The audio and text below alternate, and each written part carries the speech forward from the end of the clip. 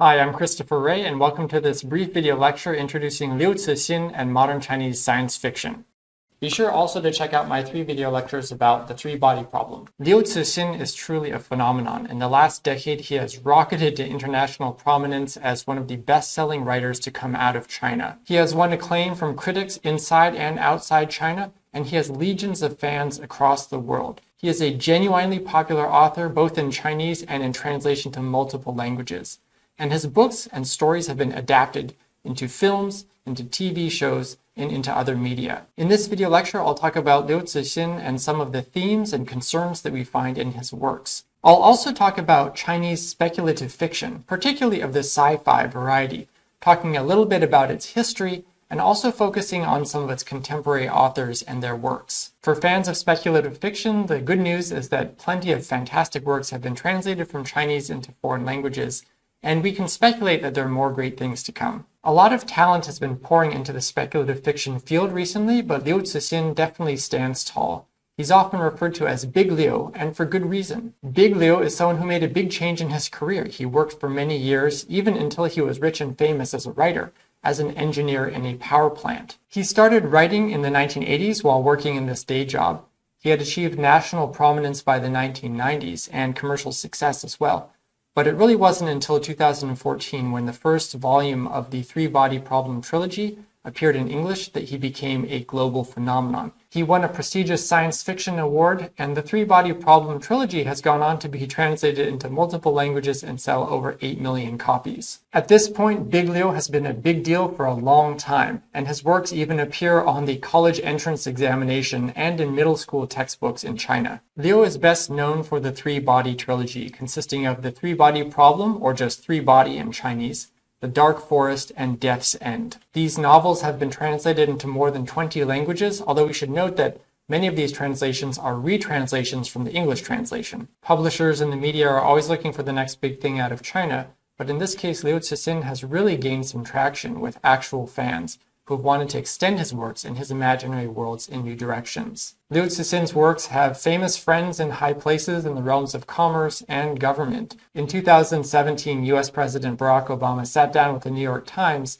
and mentioned that reading the Three-Body Trilogy helped to put in perspective some of his fights with the US Congress. Since its completion, the Three-Body Trilogy has been retroactively given the title Remembrance of Earth's Past, which refers to remembrance of things past, now translated as In Search of Lost Time. So the Three-Body Trilogy begins on Earth, but then takes a fond look back at what has been but is no more. Liu Cixin's rise to global fame must be credited in part to this man, Ken Liu, an award-winning author of speculative fiction and science fiction, as well as a phenomenally talented translator. Ken Liu has translated from Chinese not only the works of Liu Cixin, but also many other speculative fiction and sci-fi writers. So he has had a tremendous impact on the field and on the visibility of this genre. The Three-Body Problem won the Hugo Award in 2015, and in 2016 there's supposed to be a film released. It still has not been released as of November 2021, but it is certain to come out eventually. I make that confident prediction because Liu Cixin's story The Wandering Earth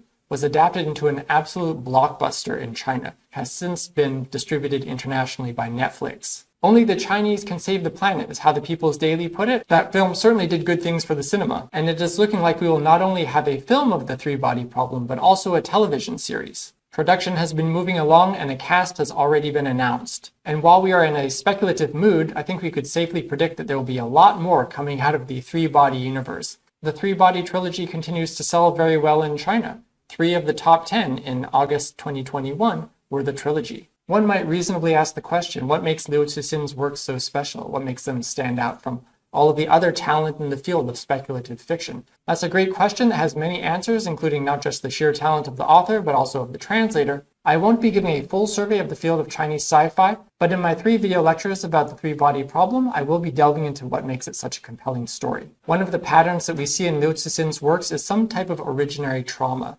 of a man who has been climbing Everest and he sacrificed 3 of his companions and he was the sole survivor. Or a man whose family was killed by ball lightning when he was very young, and so he went into science and made a career to studying the phenomenon. As in many sci-fi stories, the scientist creates the invention and then loses control of it. A similar pattern occurs in the Three-Body Problem.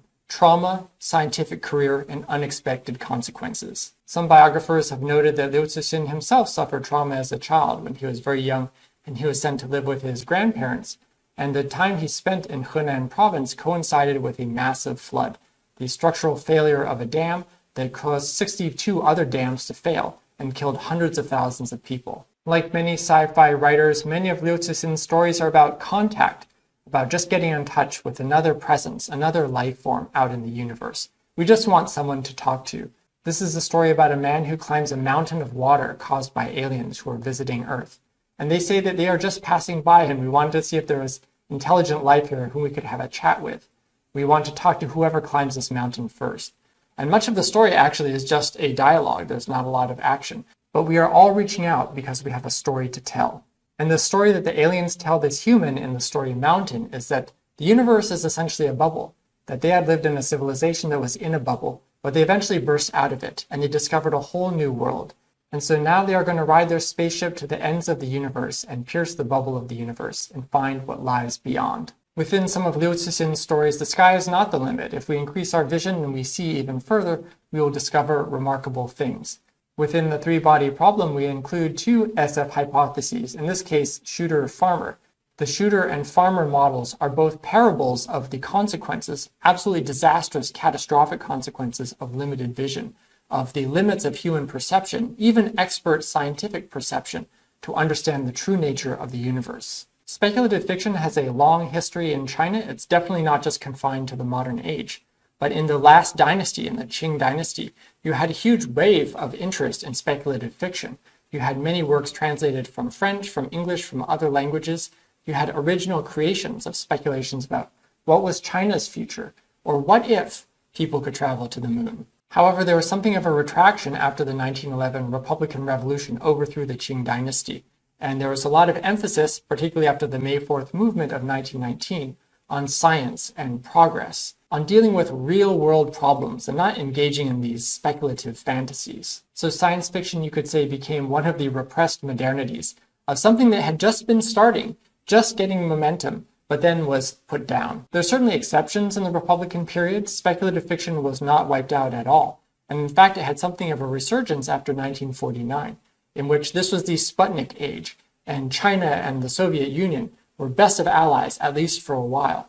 And so you had Soviet futurism being brought into China, and you had all types of other fantastical projections about what was the future of China's revolution going to be. So you had scientific utopianism, or you could say pseudo-scientific utopianism, running high during this period. After the death of Mao Zedong and the liberalization of China's cultural and literary markets, you had the explosion of science-focused and science fiction-focused periodicals. And you had a new wave of authors doing heretofore impossible experiments with literary form. Again, you had a massive wave of translations of foreign fiction, and this really was a new age of openness in the 1980s. Nevertheless, you still had this prejudice against sci-fi as being something that is just kind of children's stories or types of fantasies that don't have any bearing on reality. It's really only in the 21st century when you've had, partly because of the Liu Cixin phenomenon, this kind of reflected glory and people in China really taking sci-fi seriously, and a lot of talent rushing into the market. You can read some works of late Qing speculative fiction in translation. One that's not fully available in translation is Liang Qichao's The Future of New China. This is a very interesting work because Liang Qichao was essentially an A-list intellectual. He had been part of the Qing government. He was later part of the Republican government. But in 1902, he was speculating what would China be like in 1962? How far would China have come by then? And so he has this story about essentially a world conference. Everybody from around the world is gathered in China to celebrate China's accomplishments. So China is really where it's at. And we are then going to review our accomplishments from the last 60 years. There are a lot of great works of speculative fiction from the Republic of China. Here I just want to highlight one. This is Lao She's City of Cats. So this is a writer who was really in top form in the 1930s, on his way to becoming a literary celebrity. But he returned to China from London at this period of kind of low cultural confidence, where Japan had just invaded and annexed part of Chinese territory. Lao She sets his story on Mars, so China is essentially transplanted into outer space. And this is a subhuman, this is kind of an animalistic type of China inhabited by cats who are slothful, who are addicted to drugs, who just fight with each other, don't try to save themselves. And this traveler visits this world and is disgusted by it and eventually leaves because he completely abandons hope. So this is one of Laoti's darkest novels, one that is abjectly pessimistic about the future of China. During the Mao era, you had a burst of speculations, economic speculations, political speculations. The revolution was really supposed to be forward-moving. It was trying to harness all of the nation's energy. In the 1950s, you have the Great Leap Forward. China was supposed to bypass the developed nations in one bound. But this type of futurism and speculation was not just tied to the period of high Maoism. You have it coming back in later generations, often very closely tied to national politics and goals. So in the 1980s and 1990s, you do have great works of speculative fiction being written in Chinese. But I think there was also a little bit of an inferiority complex among some sci-fi writers, in that they felt like the celebrity authors were the ones who were all the realist writers. Sci-fi writers were belittled as, again, just writing for children. So given this history, I think it's important to be aware of some of these pioneers, ones that worked in Hong Kong, ones that worked in Taiwan and the United States writing in Chinese, writers who began their careers late in life but became remarkable successes, as well as these many generations born from the 1960s up to the 2000s who are tremendously prolific and talented. Some are very negative and write about these social Darwinist dystopias or highly nationalistic works. Writers like Dong Kai-cheng from Hong Kong who are truly apart from the crowd and just defy our notions of what science fiction is or can be. There are plenty of writers who are still mostly untranslated and pretty much unknown outside of China, despite being remarkable talents. Many of these writers possess not only literary talent and imagination, but also tremendous media and social media savvy. Speculative fiction has been a great development in the Chinese literary sphere, partly because of its relatively egalitarian ethos and that it does recognize talent, and it really doesn't matter what your background is. Sci-fi actually loves amateurs who kind of come into the field and are recognized for how well they write. Folding Beijing is a justifiably famous story, and I wouldn't be surprised if we see it on screens in the future. This is just a brief sampling of some of the talent out there, only a fraction of which we have seen available in English translation so far. Besides authorship and translation, there are a couple of other aspects of the social media universe that I think are really important to acknowledge. One is the importance of prizes, and that these prizes in China, the Galaxy Awards or the Nebula Awards, can really rocket a writer from obscurity to fame. Being a prize-winning writer puts you in this firmament of stars. Sci-fi and speculative fiction have also become a tremendously big business in China. They're readily adapted for the new kind of Marvel Universe age. The projection here is of China as a technological, imaginative, and economic future. If you're interested in Liu Cixin, many of his stories are available in translation, including many early works, and new translations continue to appear, including works like Of Ants and Dinosaurs, which is also translated in North America as The Cretaceous Past. And if you're looking for a broader survey of the field, I'd highly recommend this volume to whet your appetite into the world of Chinese science fiction. Now let's turn to the three-body problem.